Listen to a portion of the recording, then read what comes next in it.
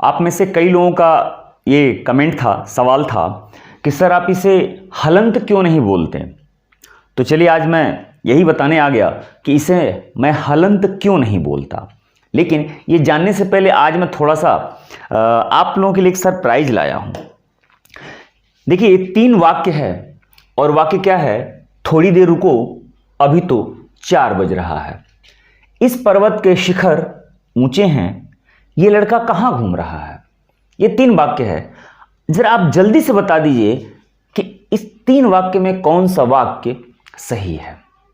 क्या बता सकते हैं आप? मैं हलंत वाला और हलचिन वाला क्यों होता है अभी मैं बताऊंगा, बस लेकिन थोड़ा सा बस बता दिए कि 3 वाक्य जो है, थोड़ी देर रुको अभी तो 4 बज रहा है, इस पर्वत के शिखर ऊंचे हैं, या ये लड़का कहाँ घूम रहा है। ये 3 वाक्य है और आपको बताना है कि इसमें से कौन सा वाक्य सही है। तो चलिए मैं बता रहा हूं, इसमें से कोई भी वाक्य सही नहीं है, या कि तीनों के तीनों वाक्य जो हैं वो गलत हैं। अब चूंकि आप जानते हैं कि मैं हिंदी पढ़ाता हूं और हिंदी में व्याकरण है, और व्याकरण यानी कि मानक, हम कोई भी शब्द बोलते हैं, कोई भी वाक्य बोलते हैं तो कैसे बोलना चाहिए, ये चीजें हमें आना चाहिए। देखिए थोड़ी देर रुको अभी 4 बज रहा है, अब इसमें गलती क्या है, ध्यान से सुनिएगा।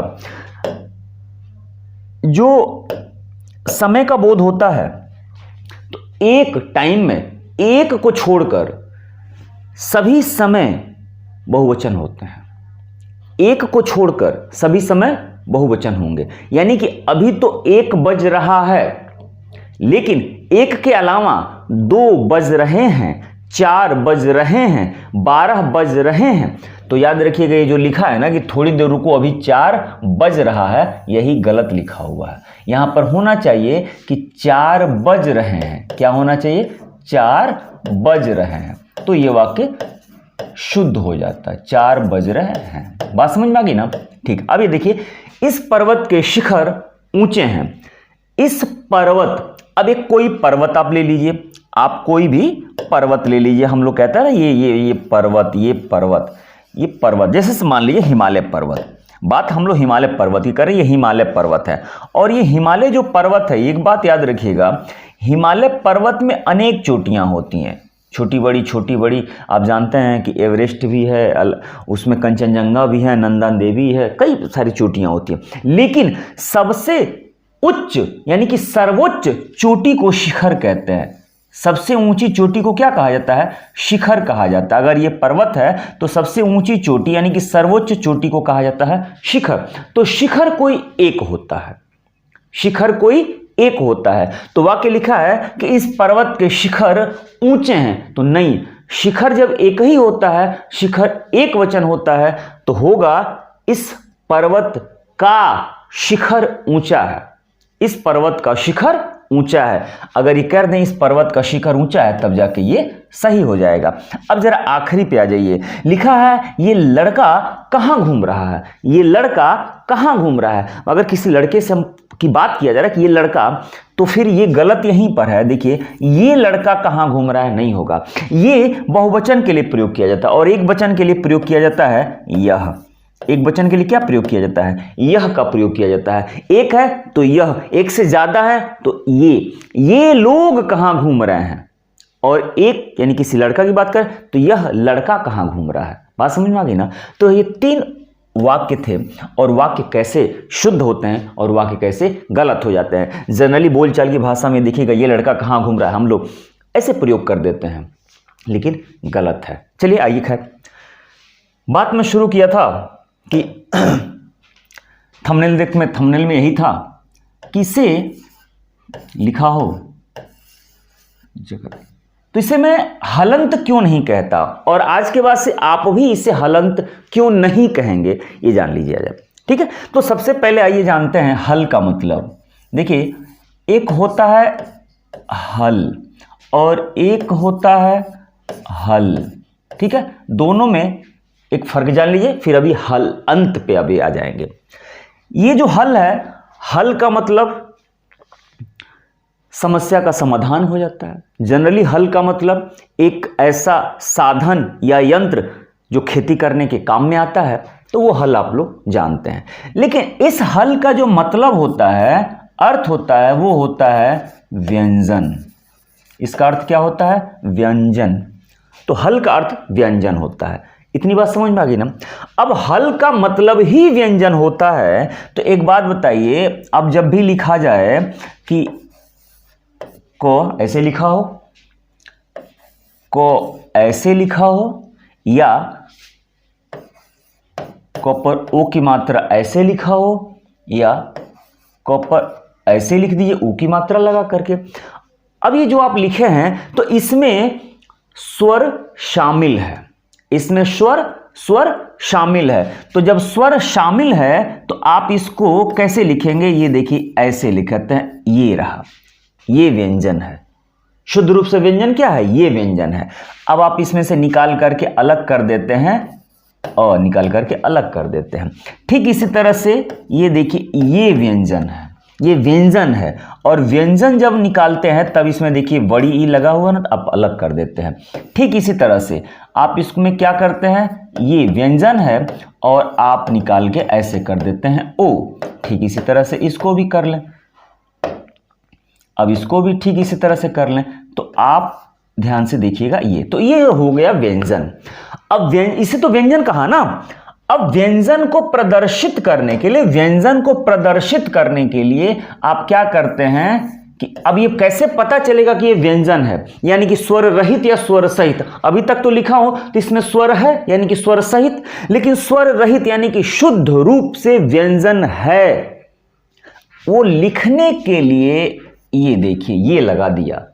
ये हल का मतलब व्यंजन होता है, हल का मतलब व्यंजन है, और व्यंजन को प्रदर्शित करने के लिए ये चिन्ह लग गया, ये चिन्ह लग गया। तो अब इसको सिर्फ इसको कहते हैं हल चिन्ह, यानी यह व्यंजन का चिन्ह है, यह व्यंजन का चिन्ह है। बात समझ में आ गई ना?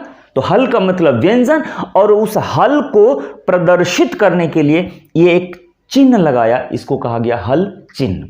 ठीक, अब एक बात बताइए, लिखा हो जगत। अब आपका सवाल यही था ना कि सर आप इसे हलंत क्यों नहीं कहते? तो एक बात बताइए, ये व्यंजन है ना, ये व्यंजन तो है ना, तो हल कहें कि उसे हलंत कहें? हलंत का मतलब हल अंत, अंत में व्यंजन है।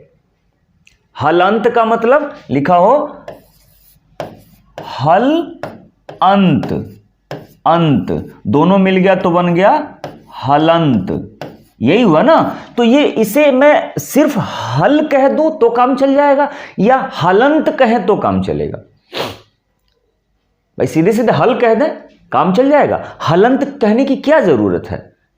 ठीक, अब लिखा हो ऐसे, लिखा हो सम, तो इसे म कह देने से काम चलेगा कि हम म अंत कहें तो काम चलेगा?